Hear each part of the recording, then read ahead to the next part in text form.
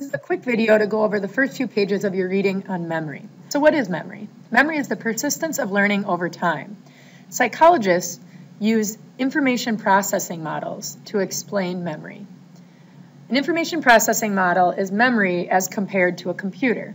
It says to remember any event, we must first encode it, which is to get memory into our brain, store it, which is to retain that information, and then retrieve it, which involves getting that information out. The problem is memory doesn't work exactly like a computer. Our brains work along dual or parallel processing tracks. This means that we can process many things at once, sometimes unconsciously. One example of an information processing model is connectionism. It explains that our memory is a result of interconnected neural networks where specific memories come from certain activation patterns within those networks. That's an example of how complicated memory can be on a neural level. The Atkinson-Shiffrin model is most commonly used to explain how we form memories. It says that we use a three-step process. We must first record that information as a fleeting sensory memory. From there, we have to process that information into our short-term memory, where we encode it through rehearsal or lose it. Finally, the information enters our long-term memory for later retrieval. Sensory memory is really short and lots of information comes in, but not all of it makes it into short-term memory. An update to the Atkinson-Shiffrin model is known as working memory. Researchers challenged the short-term memory part of this model. Their research showed that this stage is not just a temporary storage area for holding information, but instead is an active area where we try to make sense of new information and link it to what we already know in long-term memory. This then guides us in interpreting and encoding new information. Therefore, they proposed that short-term memory actually be called working memory to better reflect what's actually done in that stage.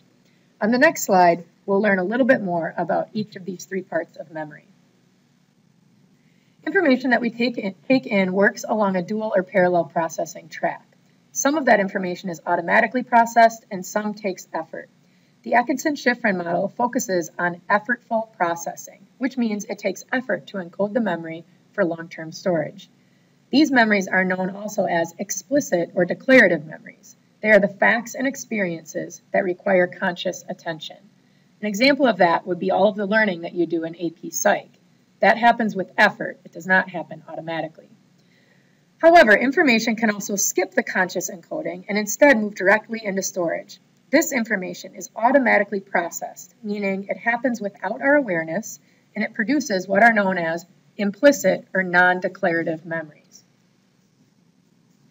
Automatic processing, those implicit memories, include procedural memories for doing automatic things like driving or riding a bike, and classically conditioned associations, like when you visit a relative you don't like and just the smell or sight of their house causes you to tense up in anger. You didn't plan to feel that way. It happened automatically. You'll learn more about conditioned associations with Mr. Ray. Without conscious effort, you also automatically process information about space, like encoding where something is in your notes while studying. You don't consciously do that, but sometimes you can visualize where it is in your notes. Another thing that you encode automatically is time, and that's like the sequence of events from the day. You can think back on where you left your keys or your jacket as you go over the day's events. You didn't have to consciously plan on remembering exactly what happened each moment of your day. And then finally, frequency. Without putting effort into keeping track, you might realize, wow, I've run into Dom 5 times today. Remember, this all occurs using parallel processing. While this automatic track is happening, it allows for effortful processing as well. Some things that are now automatic once took effort: walking, driving, learning to read.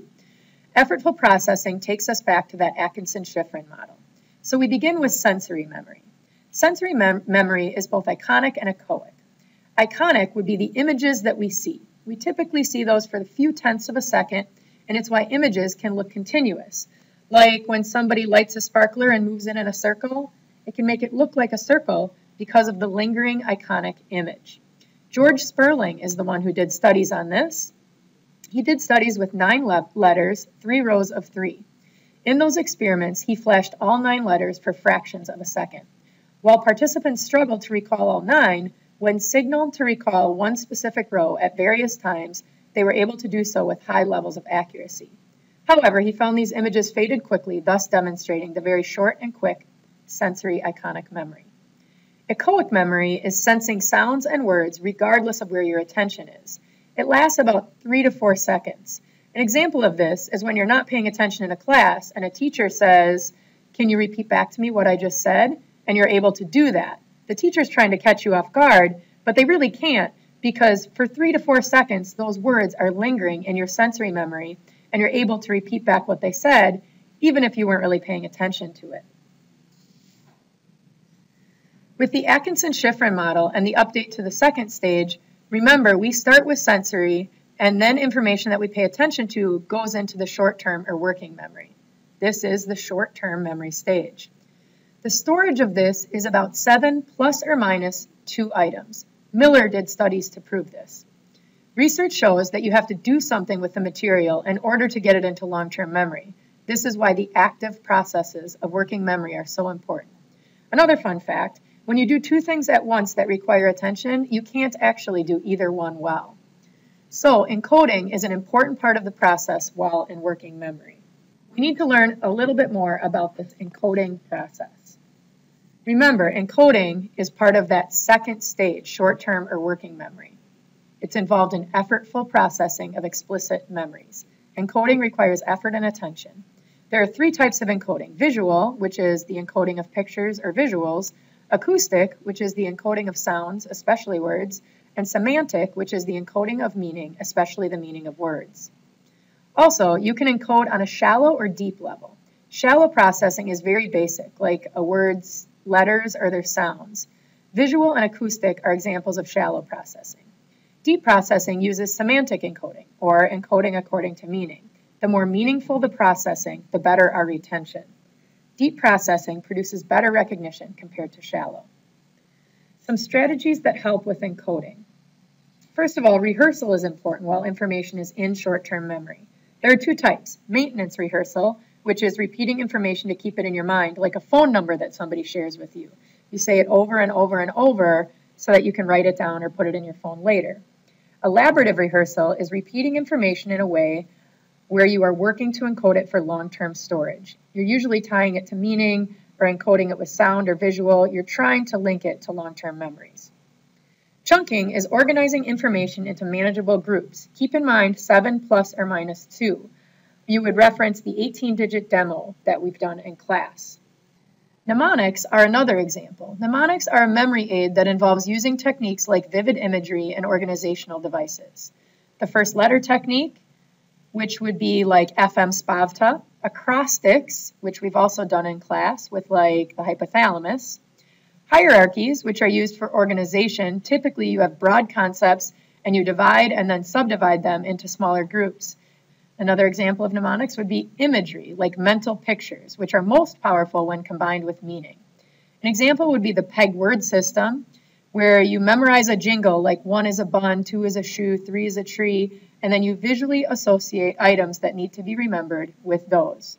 So you might picture carrots between the bun, and that reminds you that you have to get carrots from the store. Another example of imagery would simply be the method of loci, and that's where you visualize different items. Using mnemonics, chunking, and elaborative rehearsal are key components to creating long-term memories. Another component to learning and reviewing in a way that's most likely to aid in recall has to do with time and spacing. The spacing effect is the tendency for distributed practice, or spacing it out over time, to help with greater retention over time than what is called mass practice. Mass practice is just cramming for a test. The testing effect is one way to ensure spacing and distribution of practice. So an example of this would be comprehensive tests or reviewing and testing yourself on a variety of material throughout the year. With the studies on the spacing effect, it basically just says that you have to continue to study. So for example, AP Psych, you have to continue to study the material over time. You can't just study Chapter 3 when we're learning Chapter 3 and then expect to remember it in May. Again, with the testing effect, an example of that would be comprehensive tests that are given in class, like a midterm or a final exam. The reason why those are given is because the testing effect shows us that when you are reviewing and testing that material throughout the year, you'll have better retention and recall.